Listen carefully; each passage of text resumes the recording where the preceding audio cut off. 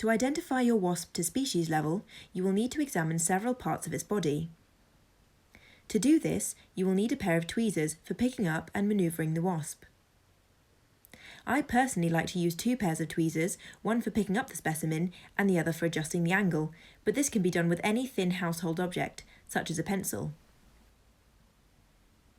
However you decide to manoeuvre your specimen, you should make sure that you're in an area with good lighting so that the features can be easily identified.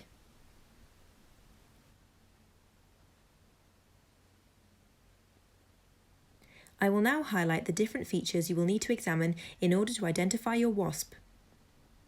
The body of a wasp is split into 3 segments: the head, the thorax, and the abdomen. Whilst the abdomen has several markings, these are not used to identify the wasps, as there is too much variation of these markings within species. For this reason, we will only be looking at features on their head and their thorax. On their head, you will examine these 3 eye spots called their ocelli.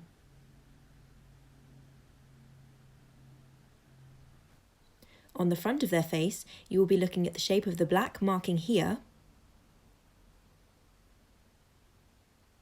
and the malar space, which is the gap between the eye and the mandible.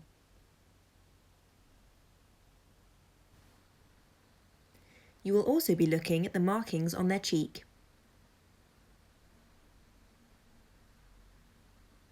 On the back of the thorax, you will study the pairs of yellow dots like the one seen here.